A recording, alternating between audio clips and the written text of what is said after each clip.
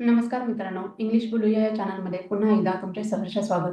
आजच्या जगात कम्युनिकेशन ही सर्वात मोठी ताकद बनली आहे आणि त्यात इंग्लिश स्पीकिंग ही एक महत्त्वाची भूमिका बजावत आहे. आपले विचार स्पष्टपणे मांडता येणं, नवीन लोकांशी कॉन्फिडेंटली बोलता येणं आणि स्वतः योग्य प्रकारे एक्सप्रेस करता येणं आणि तेही इंग्लिशमध्ये हे प्रत्येकाची गरज बनलेली आहे. पण खरं सांगायचं तर इंग्लिश शिकताना सुरुवातीला अडचणी येणं अगदी नॉर्मल आहे. कधी शब्द सापडत नाहीत, कधी वाक्यरचना जुळत नाही. वाक्यरचना जुळली तर ती ग्रॅमॅटिकली बरोबर आहे का हे कळत नाही आणि अशा बऱ्याच अडचणी इंग्लिश स्पीकिंग करताना सुरुवातीला येत असतात.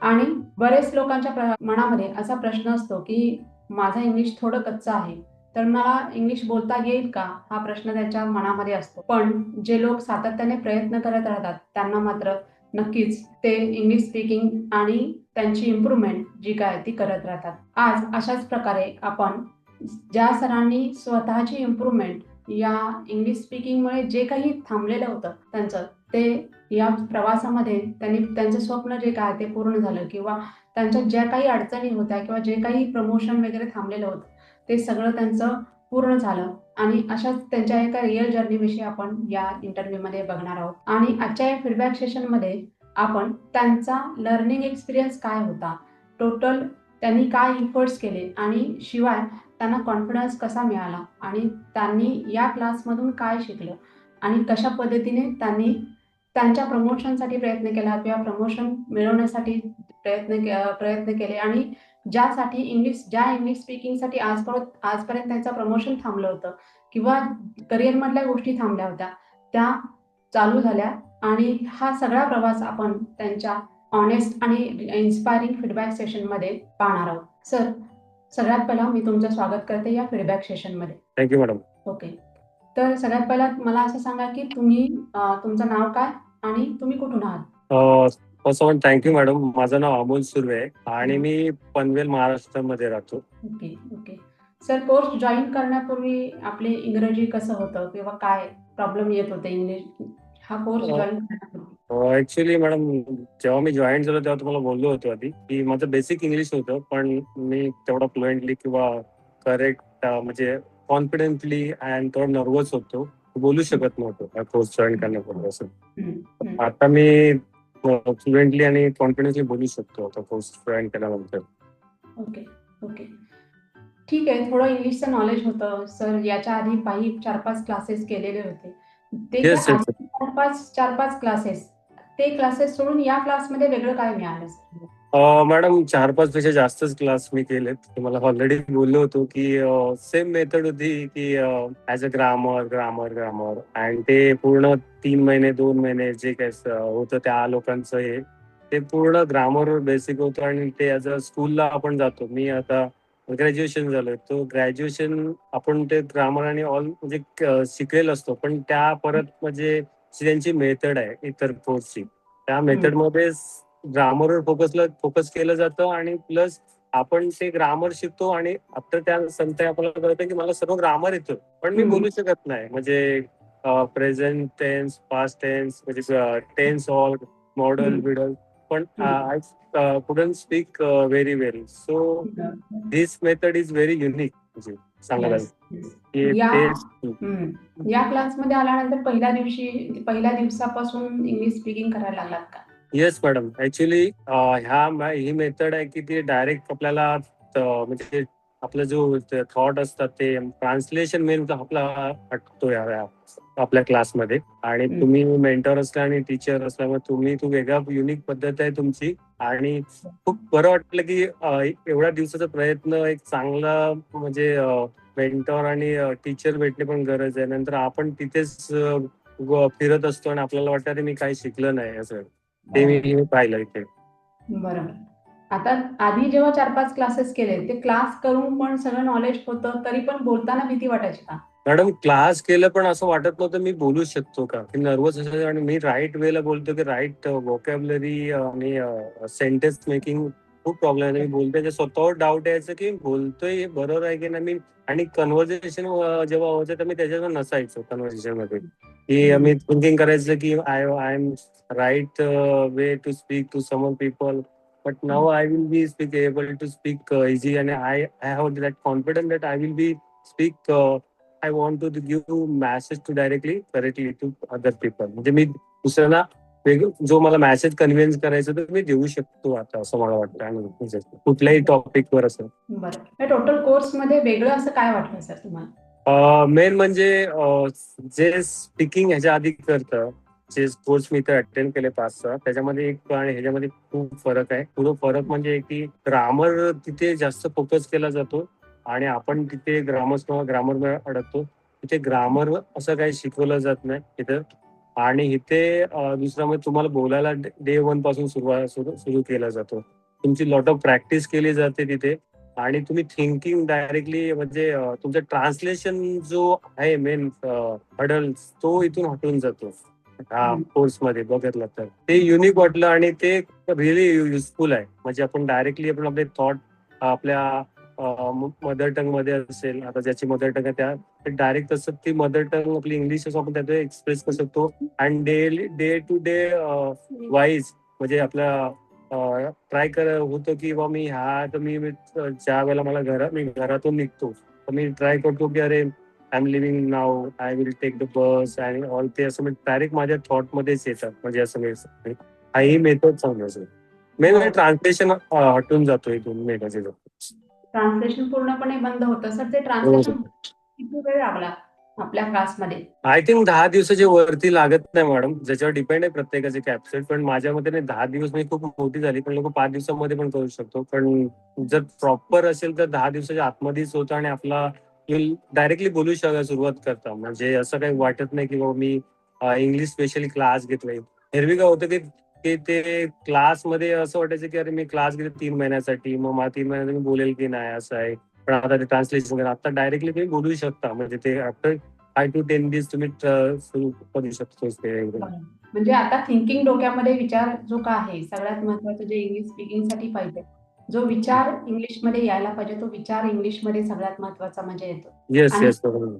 म्हणजे जेव्हा तुम्ही फ्लुएंट स्पीकर बनता किंवा जेव्हा तुम्हाला नॅचरली बोलायला लागतं त्यावेळेला हे खूप महत्वाचं आहे की तुमच्या डोक्यामधून विचार जो काय आहे तो विचार इंग्लिशमध्येच येतो आणि तो विचार इंग्लिशमध्येच व्यक्त होतो. हे खूप महत्वाचं आहे आणि याच्यामुळे स्पीड वाढतं असं वाटतं का तुम्हाला? बोलण्याचं स्पीड वाढतं असं वाटतं का? ऍक्च्युली मॅडम बिफोर क्लास थोडा नर्वस वाटत होतो बोलायला आणि स्पीड पण येत नव्हतं. मी म्हणजे क्लॅरिटी नव्हती की काय सॉर्ट क्लिअर करायचं. तर ह्याने speed, fluency, sentence making plus vocabulary सर्व इम्प्रुव्हमेंट झालेलं आहे. त्याच्यामुळे काही नो डाऊट ते खूप ते वेगळं पॅटर्न आहे. ते जो माणूस जॉईन करेल त्यालाच कळेल. आता मी फील करतोय ते असं. एक वेगळंच मिक्सचर आहे, एक वेगळंच आनंद घेतो आणि नो डाऊट टीचर एक मेथड पण इम्पॉर्टंट. त्याच्या व्यतिरिक्त टीचर एक चांगला मेंटर असणे खूप इम्पॉर्टंट असं तुम्ही आहात. त्याच्यामुळे खूप बेनिफिट भेटलं. हे एनी टाइम आणि रात्री कधी पण म्हणजे काही कुठे हेल्प लागली तर तुम्ही मला गाईड केला, त्याच्यावर thank you so much madam. Welcome. नक्कीच. याच्यामध्ये मेथड आहे ती सोपी वाटली का तुम्हाला? काय वाटलं की बाबा मेथड खूप सोपी आहे, म्हणजे आधी बाबा ग्रामर रट्टा मारा किंवा सेंटेन्स कन्स्ट्रक्शन लक्षात ठेवा, त्याच्यामधला फॉर्म्युला लक्षात ठेवा आणि मग हे सगळं करा, आटापिटा करत होतात आधी क्लासच्या आधी, आणि हा क्लास जॉईन केल्यानंतर तेवढं म्हणजे इझिली चालू आहे, छान असं पटपट वाक्य बनतायत असं व्हायला लागलं का? डेफिनेटली मॅडम की मेथड इज इझी आणि व्हेरी सिम्पल अँड युनिक आहे. आधी काय व्हायचं की ती लोक ग्रामर शिकवायचे आणि त्याच्यामध्ये आपण अडकवतो की प्रेझेंट कधी यूज करायचं, पास हे तेच. पण ही मेथड अशी आहे की आपण एक कॉन्सेप्ट घ्यायचा आहे, म्हणजे शिकवलं जाते आपल्या इथे कॉन्सेप्ट. तो कॉन्सेप्ट तुम्ही काम केलात की तुम्हाला ट्रान्सलेशन हा हटून जातो आणि तोच कॉन्सेप्ट पास फ्युचर आणि इतर याच्यामध्ये प्रेझेंटमध्ये तो कॉन्सेप्ट फक्त वापरून तुम्ही करू शकता. फॉर एक्झाम्पल ट्रूथ पोझिशन असा ह्यामध्ये दिलेला आहे. तर तुम्ही ट्रूथ असेल तर फ्युचरचं ट्रूथ, पास्टचं ट्रूथ, तुम्ही डायरेक्ट तुम्ही त्या ट्रूथ म्हणजे इथं त्या ट्रूथ अगेन्स्ट आपण ते सेंटेन्स मेकिंग करू शकतो. There is no any was where thinking that is a past tense future tense. त्याच्यामुळे तो जो मधला फिल्टर लागायचा तो पूर्ण हटतो, ट्रान्सलेशनचा, ग्रामरचा पूर्ण.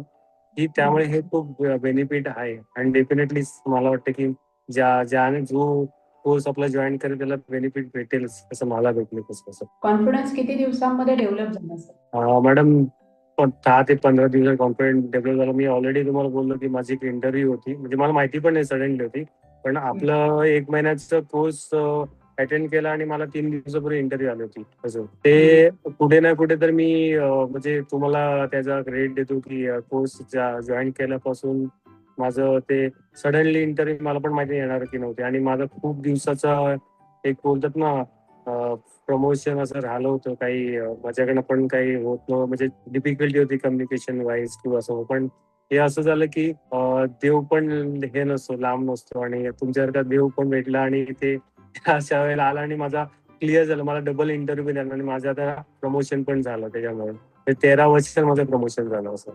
ते कुठेतरी बेनिफिट तिथे मी दिसलं मला, ज्या वेळेला सडनली तिथे ग्रुप डिस्कशन होतं. जस्ट मी 1 महिना कम्प्लीट केलं तुमच्याकडे, बरोबर. आणि तुमचं तर माहिती आहे दररोज ग्रुप डिस्कशन असतं, पॉइंट असतात. आपण फक्त काही कॉन्सेप्ट क्लिअर करायला ऑलमोस्ट 1-1.5 महिना घेतो. त्यानंतर फक्त दररोजचा 1 to 1 हे असतं सेशन, ते खूप इम्पॉर्टंट करतो. बरोबर, बरोबर, बरोबर. जे स्वप्न होतं ते इतक्या 13 वर्षांनी हो स्वप्न हो, धन्यवाद.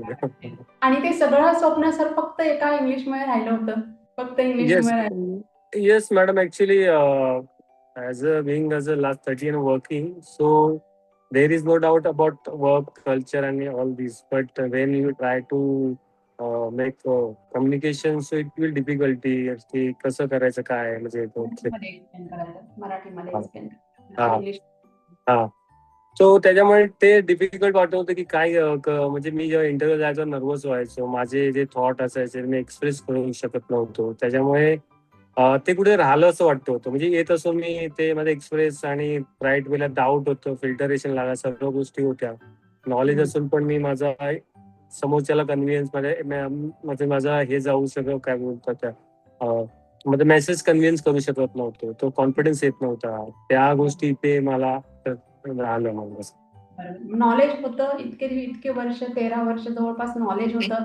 सगळं त्या फील्ड मधलं माहिती होतं. फक्त आणि फक्त इंग्लिशमुळे हे सगळं थांबलं येस. होतं.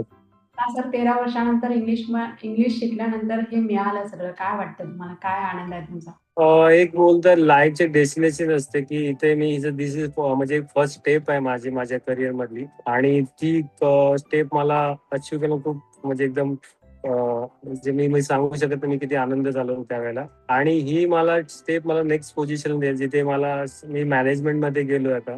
त्यामुळे ते वेगळ्या पद्धतीने मी ते मॅनेजमेंट पण शिकेल, आणि डेफिनेटली की मी ज्या म्हणजे या टायमात म्हणजे जे मला वाटत होतं की अरे मी क्लिअर करू शकत नाही इंटरव्ह्यू किंवा माझ्यात सेल्फ डाऊट येत होतो, त्यात आल्यानंतर पुढच्या नेक्स्ट पोझिशन साठी मला जास्त वेळ लागणार नाही, की मला स्वतःवर कॉन्फिडन्स आला की मी आता लोकांना कॉन्फिडन्स थोडंफार असेल, पण त्यांना असं मे बी माझ्या सिनियरला की अरे मेन काही गोष्टी असतात आधी, म्हणजे आम्हाला डॉक्टरांसमोर बोलायला लागतो, मोठ्या कॉन्फरन्स मध्ये असतात, तर त्यावेळेला इथं टीम सांभाळायला लागतो. माझ्या अंडरमध्ये 5-6 लोक वर्किंग करतात, तर त्यांना पण त्यांचं प्रॉब्लेम आला किंवा त्यांना काही प्रेझेंटेशन द्यायला, ते ह्या सर्व गोष्टी येतात, मेल ड्राफ्ट करणे, सर्व गोष्टी येतात. तर ते आपण रायटिंग कसं होतं, स्पीकिंगच्या वेळेला ते प्रेझेंटेशन सर्व ह्या गोष्टी असतात. कधी कधी कॉन्फरन्स मध्ये आपल्याला बोलावं, ह्या गोष्टी आता मी करू शकतो. आणि माहिती मला वाटते की ज्याप्रमाणे माझा कॉन्फिडन्स आणि माझा एक्सपिरियन्स आहे आता जो वाढलेला, तर 3 ते 4 वर्षांनी नेक्स्ट पोझिशनला 100% जाऊ शकतो. हे माझं असं. इंग्लिश एक्सेल अकॅडमी तर्फे तुमचं सगळ्यात पहिला कॉंग्रॅच्युलेशन पण सर. जे थँक्यू पोझिशन, मॅडम. जे स्वप्न तुमचं पूर्ण झालं त्याबद्दल कॉंग्रॅच्युलेशन, आणि तुमच्या पुढच्या वाटचालीस नक्कीच शुभेच्छा देते सर. पण त्याआधी असा आणखीन एक प्रश्न असा वाटतो की आता सगळ्या जिथे जिथे तुम्हाला वाटत होतं की आपण इंग्लिश स्पीकिंग करू शकत नाही, तिथे तिथे सगळ्या ठिकाणी इंग्रजी बोलता का? येस मॅडम, जिथे ते म्हणजे माझं फील्ड असं आहे की मी म्हणजे माझा 90% म्हणजे इंग्लिशमध्येच एन्व्हायरमेंट येतो.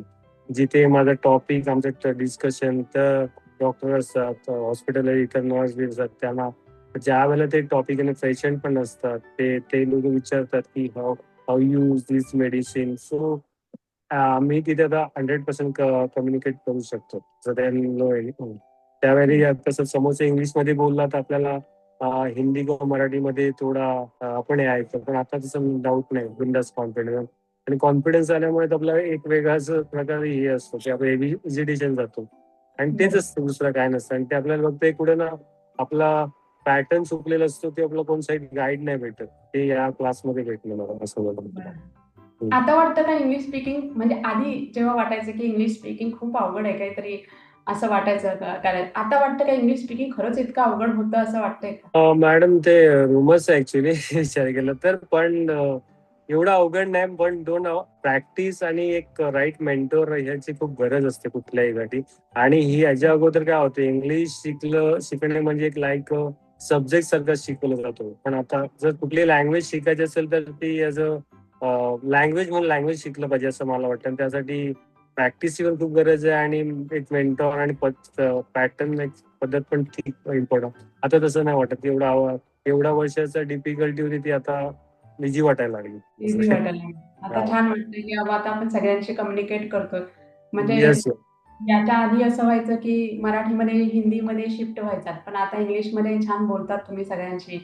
जिथे-जिथे शक्य आहे आणि तुमचं फील्डच असं आहे की तुम्हाला तिथे करावंच हो. लागतं. हो मॅडम. आणि ही अडचण मला वाटते हा एक खूप मोठा अडथळा तुमच्यामधला होता, जो आता क्लिअर झालाय. आता तुम्ही कुठल्याही लेव्हलवरती प्रमोशनच्या कुठल्याही लेव्हलवरती मला वाटत नाही की तुम्हाला आता कुठे अडचण निर्माण होईल. हम्म. आणि हे सगळे जे काही प्रमोशनचे टप्पे आहेत ते सगळे तुमच्या आयुष्यामध्ये मिळावेत असं मला वाटतं. येस, धन्यवाद मॅडम, थँक्यू. या टोटल कोर्समध्ये सर वेगळं वेगळं असं काय वाटलंय आणि न- काय तुम्हाला असं वेगळं पण जाणवलं याच्यामध्ये? ऍक्च्युली मी ऑलरेडी बोललो मॅडम की इथे लोक भरपूर ठिकाणी ग्रामर ग्रामर आणि एक पॅटर्न देतात. इथे सडनली बोलायला देते. टॉपिक तुम्ही मला दिला तर सडनली टॉपिकवर बोलायचं. ते आपले थॉट जे असतं ते करू शकतो. आणि जे थॉट असे काय येतात त्याच्या कारणाने की आपण ज्या वेळेला ऍक्च्युली बोलायला जातो त्यावेळेला आपला बॅक ऑफ द माइंड, अरे मी राईट बोलतोय रॉंग बोलतोय, ट्रान्सलेशन मेथड येते की ट्रान्सलेशन हटून जाते. एक युनिक पद्धत आहे, जसं म्हणजे ग्रामर शिकवलं जातं, पण ग्रामरचं कसं अटेंड करता येईल ह्या गोष्टीकडे एक पद्धत म्हणजे स्टेप आहे. ती स्टेप इथे शिकवली जाते. आणि day to day wise practice daily communication साठी काय लागतं त्याच गोष्टी शिकवल्या जातात. आणि नो डाऊट मेंटर पण आहे. आणि इतर कसं होतं की ते एक राम इज बॉय, ह्या म्हणजे राम इज इटिंग मँगो तो तर त्यामुळे ते आणि ह्याच्यामध्ये खूप फरक होता. आता आय इज फील लाईक की I am eating mango, I am talking with you, म्हणजे असं सडनली मला ट्रान्सलेशन मेथड येत नाही आता बोलताना की मी directly think in English directly speak. आणि ते ट्रान्सलेशन निघून जातो हा सर्वात जास्त आहे. आणि प्लस ते जो पॅटर्न शिकवायचा आहे त्याच्यामध्ये कुठलाही ग्रामर असा वाटत नाही मी ग्रामरच शिकतो. ईमेल. बरोबर. ओके. या आता जे ज्यांना कोर्स करायचा आहे हा किंवा ज्यांना इंग्लिश स्पीकिंग करायचं आहे त्यांच्यासाठी काय सांगाल सर? की काय करावं की त्यांनी? मॅडम ऍक्च्युली मी तुम्हाला सर्वांना तुमच्या थ्रू सांगू शकतो ज्यांना कोर्स मी असंच युट्यूबमध्ये बघत होतो तुमचा म्हणजे इंग्लिश अकॅडमीच्या ह्याचं. तर मला पण असं पहिलं वाटत यार मी तर कितीतरी कोर्स केले, पण माझी एक नेहमी माझी जिद्द होती हा हा हा जोपर्यंत हा की मला मनी म्हणजे आय थिंक ज्यांना प्रमोशन किंवा ज्यांना फ्युचरमध्ये ग्रो करायचं आहे आणि त्यांच्याकडे मेन इंग्लिश हा प्रॉब्लेम येतोय. आणि त्यांना माहितीये की मी ट्राय करते, जसं आपण गाडी शिकतो पण गाडीवर बसत नाही तोपर्यंत ते आपल्याला जमत. तसंच आहे इंग्लिशमध्ये आपण करतो, खूप प्रॅक्टिस करतो, पण ते जसं पाहिजे त्याप्रमाणे आपल्याला ते गिअर आणि हे टाकलं नाही टाकल्यामुळे आपल्याला ते चालवता येत नाही आणि आपण मग डिफिकल्टी माइंड आपला ब्लँक होऊन जातो. तर तशीच इतर कोर्स असेच होते की लोक खूप ट्राय करतात. मॅडम मी फर्स्ट टाइम केलं मॅडम की म्हणजे तुमची जी काही अमाऊंट होती त्यावेळेला त्यामुळे काही प्रॉब्लेम नव्हतं. पण माझं असं की टाइम आणि मला ते काय असं युनिक आहे तर त्या मॅडमनी सांगितलं आणि मला पण ती ट्रस्ट ठेवलं मॅडमच्याकडे की मला कसं असतं एवढं आफ्टर भरपूर तुम्ही कोर्स केल्यानंतर तुमचा हेतू चांगला असतो, पण कदाचित मेथड आणि त्या तुम्हाला त्या जमत नसतं त्यांच्याशिवाय. त्यांचं मेथड असं असते की ती ॲज अ बुकिशचा टाईप असतं, त्यामुळे ते जमत नाही आपल्याला इंग्लिश बोला. आणि त्याच्यामध्ये आणि मॅडमच्या ज्या टीचमध्ये खूप फरक आहे. त्यामुळे मी सर्वांना म्हणेल की तुम्ही एकदा वाटलं डेमो क्लास करून घ्यावा बघा किंवा लिटरली तुम्ही जॉईन करा डायरेक्टली डेमो क्लासपेक्षा. तुम्हाला डे वन पासून तुम्हाला बेनिफिट भेटेल जसं मला भेटलंय तसं. आणि तुमचं जर नर्वस पण ट्रान्सलेशन असेल, तुमची व्होकॅब्युलरीची बिल्डिंगचा प्रॉब्लेम असेल किंवा तुम्ही ग्रामरचे रिलेटेड इश्यू असतील. आणि मॅडम पर्सनली असं टीचर फार कमी असतो की ती लोक असं हे कराल मग पैसे भेटले म्हणून मग तसं नाहीये. ते ट्राय करतात की नेहमी मी माझ्या अंडरमध्ये जे आहे त्यांनी नुसते पैसे देऊन त्यांना यायला पाहिजे मला स्पीकिंग, तर त्यांना वरता व्हायला पाहिजे. असं मी म्हणून की सगळ्यांनी जॉईन केलं पाहिजे आपण, ज्याला गरज आहे त्यावेळेला असं. बरोबर. पहिला डाऊट होता डोक्यामध्ये की बाबा आता होते, कारण आधी बरेच केलं होतं. हा माझ्या येस डोक्यामध्ये डाऊट होता, पण मी प्रेक्षकांना सांगू इच्छिते की मी न सांगता दुसरी इन्स्टॉलमेंट 5 दिवसामध्ये मी काहीही बोलले नव्हते. 5 दिवसात काय अनुभव आला मला माहित नाही. पण त्यांनी दुसरी इन्स्टॉलमेंट मी काहीही न बोलता 5 दिवसामध्ये दुसरी इन्स्टॉलमेंट त्यांनी आपोआपच येस येस म्हणजे मॅडम या ऍक्च्युली 5 दिवसामध्ये त्यांना काहीतरी वेगळं वाटलं याच्यामध्ये, काहीतरी रिअलाईज झालं, काहीतरी फील झालं आणि हो त्यामुळे मला वाटतंय की दुसरी इन्स्टॉलमेंट केल्यानंतर पण तुम्ही एका सेशनमध्ये म्हटला होतात की मॅडम तुम्ही एवढा गाईडन्स केलात, पण असं लोकं करत नाहीत आणि तुम्ही गाईडन्स केलात. आता तर मी सगळीच फी भरली आहे. पण फीचा प्रश्नच नसतो सर. प्रत्येक वेळी फी ही गोष्ट नसते, की येस या क्लासमधून तुम्ही जाताना काय घेऊन जाताय हे खूप महत्वाचं आहे. इतकं मोठं तुमचं स्वप्न पूर्ण झालं, तर त्याच्यात मला खूप मोठं समाधान आहे आणि खरंच मला पण आनंद वाटला ज्या दिवशी तुम्ही मला सांगितलं, की "सर मॅडम माझं प्रमोशन झालं." तर हो हे मला छान वाटलं, की बाबा आपल्यामुळे कुणाचं तरी स्वप्न पूर्ण होतंय. हा येस आनंद पैशात मोजू शकत नाही आपण सर. आणि येस ती खूप गोष्ट वाटली मला. खूप छान. हा सगळा संवाद, हा सगळा फीडबॅक तुम्ही छान पद्धतीने सांगितला सर. हा सगळा रिअल आणि अतिशय प्रामाणिकपणे तुम्ही हे सगळं सांगितलंत. या छोट्या संवादामधून आपल्याला एक नक्कीच समजतं, की इंग्लिश स्पीकिंग ही काही अशक्य गोष्ट नाही. जर तुम्ही योग्य दिशा, तुमच्याकडे सातत्यपूर्ण प्रयत्न असेल आणि एक आत्मविश्वास असेल, की मला हे करायचंच आहे, तर तुम्ही हळू त्याच्यामध्ये सुधारणा करू शकता. तुम्ही इंग्लिश स्पीकिंग चांगल्या पद्धतीने करू शकता आणि प्रत्येकाची जर्नी ही वेगळी असते. पण त्याच्यामध्ये एक गोष्ट समान असते ती म्हणजे काय, की कुठे ना कुठेतरी त्याची सुरुवात करणं गरजेचं आहे. Yes madam. हे चुका होतात, ऑकवर्ड फील होतं किंवा आणखी काही ग्रामॅटिकल मिस्टेक्स होतात म्हणून थांबून नाही चालणार. आपल्याला ही प्रोसेस जी काय आहे, त्या प्रोसेसमधून प्रत्येकाला जावं लागतं आणि ही प्रोसेसच तुम्हाला स्ट्राँग बनवते. त्यामुळे काय की आशा आहे सगळ्यांना हा फीडबॅक आवडेल आणि इन्स्पायरिंग वाटेल आणि तुम्ही सुद्धा एका नवीन जर्नीची सुरुवात कराल आणि आजपासून एक छोटी स्टेप घ्याल आणि कॉन्फिडेंटली इंग्लिश स्पीकिंग कराल, अशी आशा करते. सर, तुम्ही एक स्वप्न तुमचं पूर्ण केलं. प्रमोशन तुम्हाला मिळालं. त्याच्याबद्दल पुन्हा एकदा मी कॉन्ग्रॅच्युलेशन करते आणि थँक्यू तुमच्या मॅडम. पुढील वाटचालीसाठी नक्कीच शुभेच्छा देते, की असेच तुमचे प्रमोशन्स होत राहो आणि इंग्लिश स्पीकिंगचा जिथे-जिथे फायदा आहे, तुम्हाला तिथे-तिथे होत राहो, असे मी तुम्हाला yes thank you madam. Me touch मध्ये पण राहील तुमच्या, की तुम्ही जेव्हा मला डिफिकल्टीज कुठल्या माझी अचिव्हमेंट असेल तरी मी तुमच्याशी शेअर करेल असं, की नक्कीच, नक्कीच मला यू आर ऐकायला माय टीचर. नक्कीच मला ऐकायला आवडेल. नक्कीच. Thank you so much sir. Thank you. सगळ्यात महत्त्वाचं म्हणजे माझ्यासाठी वेळ दिलात. कारण 2 आठवडे आपण वेळ मॅनेज करतोय आणि वेळ आज मॅनेज झाला. सगळ्यात महत्त्वाचं ते आहे, की तुम्ही मला वेळ दिलात आज. प्रमोशन झालंय तुमचं, व्याप वाढलेला आहे. तेवढ्या वेळातून लास्ट 1 महिन्यापासून तेच करतोय, की मला संध्याकाळ सकाळी जमतच नाही. म्हटलं ठीक आहे, तरी मॅडमच्या टच होतो, की म्हटलं तेच ना, वेळ दिलात आणि माझ्यासाठी ऑनेस्ट फीडबॅक दिलात त्याच्याबद्दल नक्कीच धन्यवाद सर तुमचे. नक्कीच. Thank you thank thank you.